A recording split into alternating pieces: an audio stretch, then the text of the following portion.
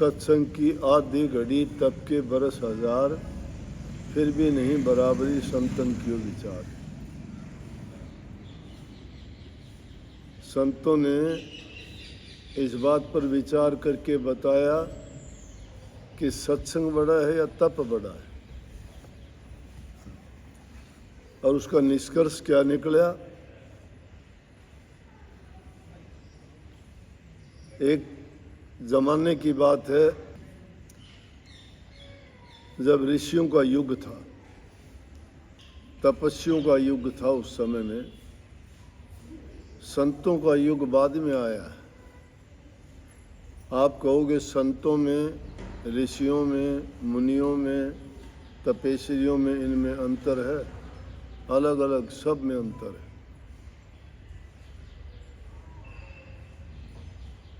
तो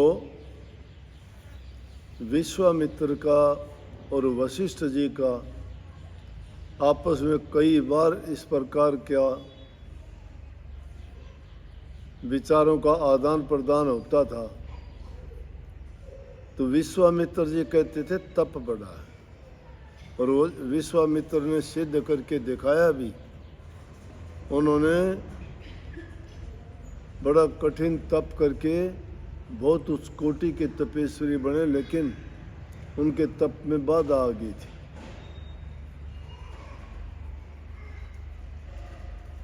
और वशिष्ठ जी सत्संग करते थे।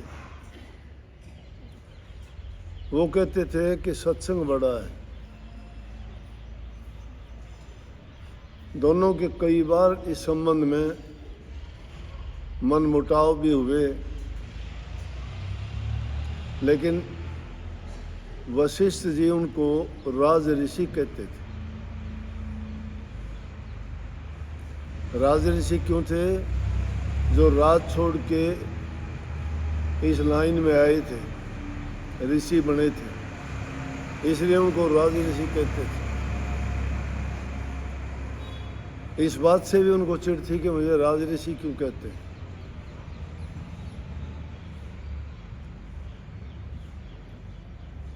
तो दोनों की इस बात पर एक बार बहुत बहस हुई। वो कहने लगे कि तप बड़ा है, वो कहने लगे सत्संग बड़ा है। बोले हम तो एक दूसरे की मानते नहीं हैं, फैसला कौन करेगा आप? चल दोनों चलते हैं। ब्रह्मा जी के पास पहुंचे कि जी हमारा एक फैसला करो। विश्वामित्र जी कहते हैं कि तप बड़ा है, और बोले मैं कहता हूं कि सत्संग बड़ा है।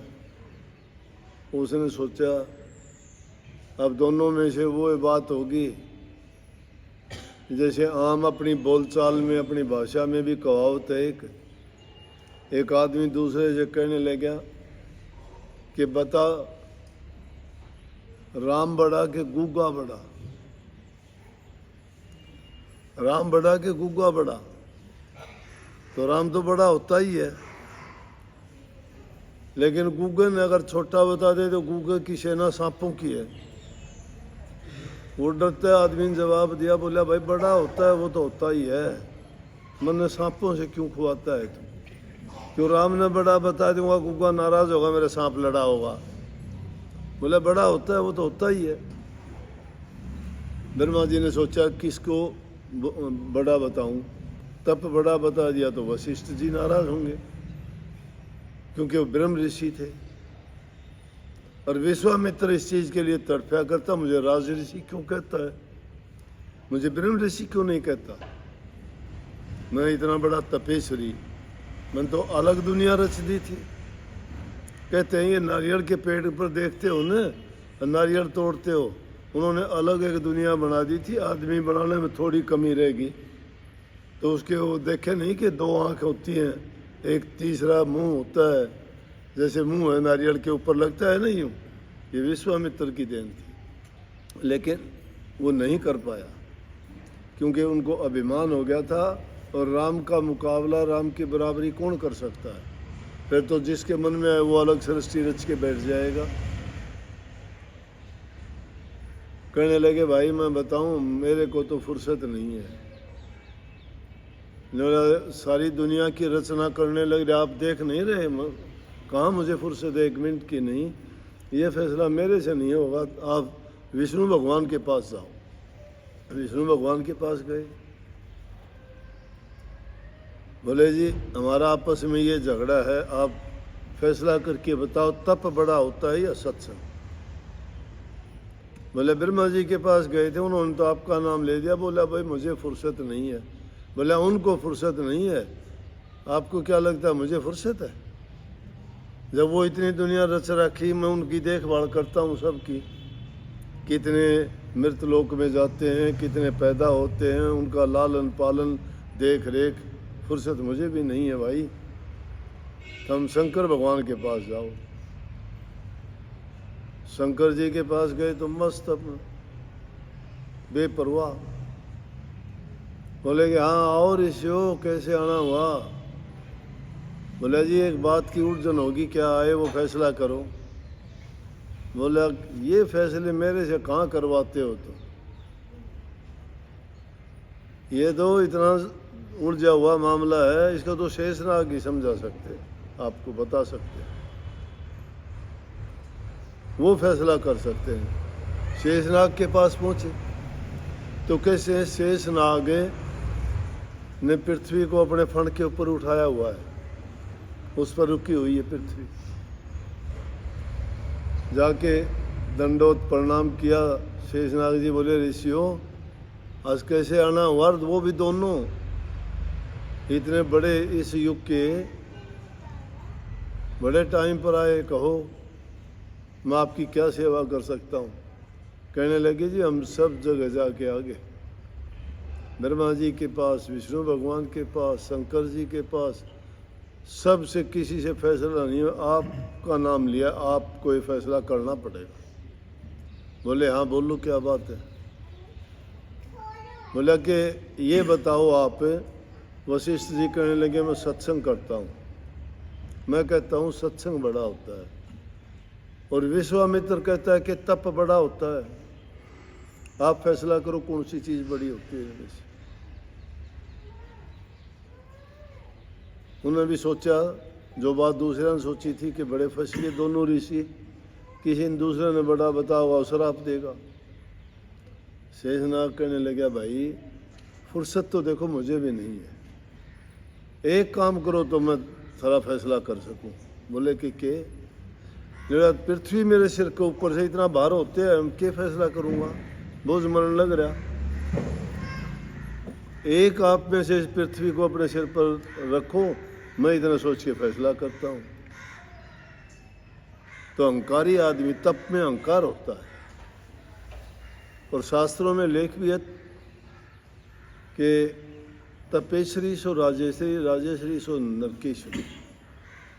तप करने के कारण राज मिल जाएगा, धन दौलत मिल जाएगी, लेकिन मुक्ति नहीं होती उससे। राजकाज मिलने के बाद में तो फिर राजा से कैसे काम होते हैं देख लो, उसके बाद में तो और भी आदमी नीचे योनियों में ही जाएगा। क्यों कुछ गलत हो जाए, किसी को गलत सजा दी जाए, कोई पाप कर्म हो जाए, इतने काम करते उसमें कोई ना कोई गलत हो जाए। विश्वामित्र अभिमान के बस बोला कि मेरे को दे और कर फैसला। विश्वामित्र ने पृथ्वी अपने सिर पर रखी, रखते पृथ्वी नीचे की ओर चलनी शुरू होगी। बोले अरे रोक इसको, पृथ्वी नीचे जा रही है, रोक इसको। बोला कैसे रोको, रुकती ही नहीं है, छोड़ नहीं। बोला बहुत खराबी करेगा तू तो किसके फैसले, हमने और मरवाओगा। शेषनाग ने अपने सिर पर फेर रख ली। बोले विश्वामित्र जी फैसला करवाना है।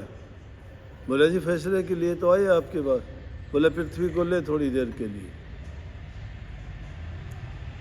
वशिष्ठ जी कहने लगे मैं एक घड़ी का सत्संग देता हूँ, पृथ्वी यहीं रुक जाए। जब उन्होंने ये बात कही पृथ्वी वहीं रुक। बोला जाओ। विश्वामित्र कहने लगे अब फैसला तो नहीं करा, उन लोगों ने कुछ तो जवाब दिया था, आपने कह दी जाओ, कभी मेरे सिर पे रख दी, कभी इसको कह दी पृथ्वी। बोले फैसला तो हो गया भाई मेरा, क्यों खामा तुम बेकार में पीछे पड़े हो। बोले कहाँ हो गया।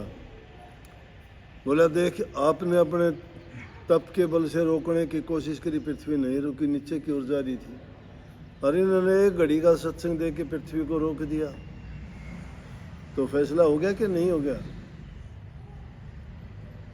कितना सत्संग इंसान को हर प्रकार से सच्चा, अच्छा, सहनशील, धैर्यवान, परोपकारी, परहितकारी और हर प्रकार से उसको ऐसा विनम्र स्वभाव वाला बनाता है कि वो दूसरे की दर्द और पीड़ा को अपने ऊपर ले लेता है, किसी की पीड़ा बर्दाश्त नहीं करता।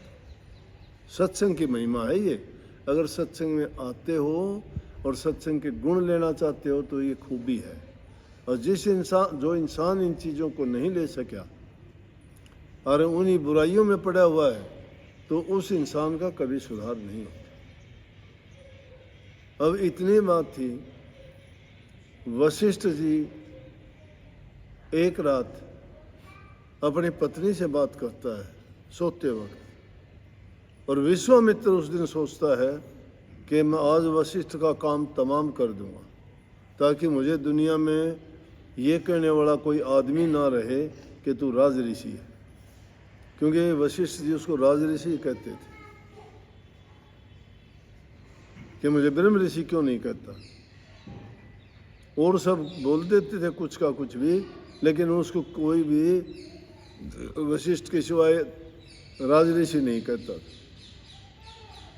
तो उस रात को वो तो दाव लगा के बैठ गया कि ये सोएगा, सोने के बाद मैं इसको ख़त्म कर दूंगा, ताकि पीछा छूट जाएगा, कोई मुझे ये कहने वाला ही नहीं होगा। उधर से रात के टाइम में वो और उसकी पत्नी दोनों बात करते हैं, वशिष्ठ जी और उसकी पत्नी।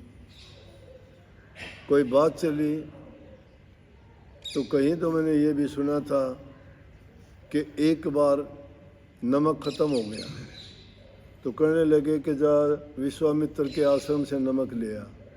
वशिष्ठ अपनी पत्नी से कहने लगे, नौली उसने तो हमारे साथ इतना बुरा बर्ताव किया है, आप कहते हो कि मैं नमक ले आऊँ उससे? बोले क्या बात होगी, वो करता हम तो नहीं करते। कितनी इसमें बड़ी बात है। जो आदमी उससे दुश्मनी का बर्ताव करता है, उसके मन में कोई लेश मात्र भी उसके प्रति उसका बुरा ख्याल भी नहीं है। लेकिन दूसरी जो बात मैंने सुनी थी वो ये है कि उस रात जब वो बात कर रहे थे, विश्वामित्र वहाँ घात लगाए बैठा था, और वो दोनों बात करते हैं। कहने लगे कि विश्वामित्र ये है वो है। उसकी पत्नी कहने लगी अच्छा नहीं है। वशिष्ठ जी कहने लगे पगली तू क्या बात करती है कि विश्वामित्र तो ऐसा ऋषि है कि जिस प्रकार से आकाश में तारों में चंद्रमा है, वो अलग बात है कि वो राज ऋषि है, उसके समान कोई ऐसा ऋषि नहीं है। ओह, जब ये बात कही विश्वामित्र दिल ही दिल में बोला कि बड़ा निकम्मा काम किया मैंने, मैं इससे इतनी दुश्मनी करता हूँ और इतनी दुश्मनी के बाद में भी मेरे प्रति इसके ये ख्यालात है। मुकाबला नहीं भाई, खड़ा हुआ और जाके वशिष्ठ मुनि के पैर पकड़ लिए। बोला क्षमा करो मुझ में इतनी समझ नहीं है, मैंने बहुत बड़ी गलती करी है आपके साथ दुश्मनी करके। आपके मेरे प्रति ये ख्याल कि आप तो मेरी बड़ाई करते हो कि सितारों में जैसे चंद्रमा तो एक ही है। बोले तो विश्वामित्र भी ऋषियों में ऐसे चमकता है जैसे तारों में चंद्रमा। पैर पकड़ लियो। वशिष्ठ जी कहने लगे खड़ा हो ब्रह्म ऋषि। बोले असत्यानाशी पहले क्यों नहीं बोला, मैं इतने पाप नहीं करता। आपने पहले मुझे कभी नहीं कहा ऐसा। मैं कहता रहा कि तू मुझे ब्रह्म ऋषि कह, लेकिन कभी ब्रह्म ऋषि नहीं कहा, राज ऋषि कहता रहा। आज कैसे हो गया? बोले आज तूने अहंकार त्याग दिया, आज तू अहंकार त्याग के दीनहीन हो गया, तूने चरण छू लिए, माफी तुम मैं क्या दूंगा तुझे, तूने अपनी माफी खुद बनवा ली। ये महिमा है सत्संग की, इसलिए कही थी ये बात। समझ गए? सुनी सुनाई बात ने तो गा दिया।